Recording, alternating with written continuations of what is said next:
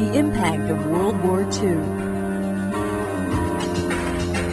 How did the United States' role in the world expand after World War II ended?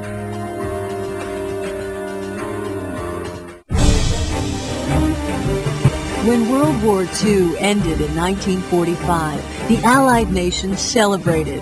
But for the United States, the victory represented more than just the defeat of the Axis powers. The nation was now the world's strongest military power, in possession of a fearsome new atomic weapon. America's role as a world superpower had begun.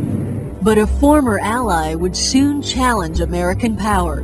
World War II had united leaders of democratic and communist countries to defeat common enemies, Germany, Italy, and Japan.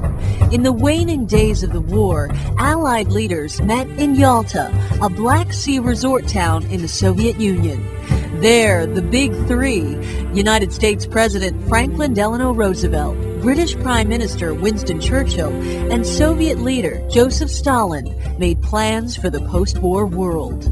They agreed to divide Germany and its capital, Berlin, into 4 sectors to be administered by the 3 major allies and France. They also helped lay the groundwork for what was to become the United Nations. But despite these agreements, there was growing friction between Stalin and the other Allied leaders. They disagreed about what to do with Poland and several Eastern European countries that were occupied by the Soviets. Stalin wanted to create a bloc of Soviet-friendly communist nations. The other Allies wanted to establish democracies. Stalin agreed that free elections would be held in these countries following the war.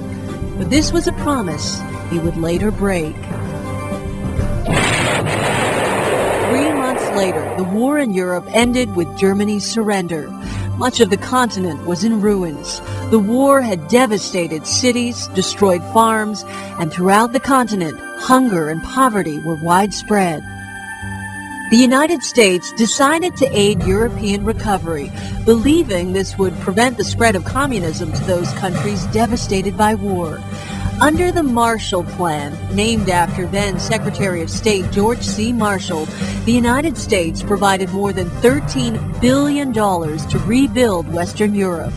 With the Marshall Plan and also the establishment of the North Atlantic Treaty Organization, or NATO, in 1949, the United States gained strong political support throughout Western Europe.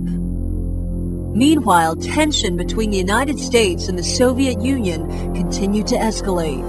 The Soviets refused to allow the Eastern European nations under their control to participate in the Marshall Plan.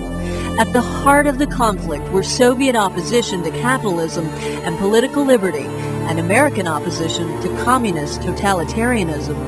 The European countries under Soviet control became known as the Iron Curtain, and the stage was set for a prolonged conflict known as the Cold War.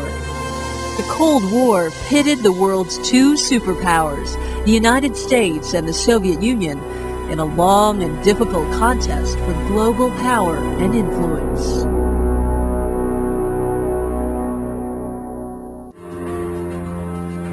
How did events after World War II lead to the beginning of the Cold War?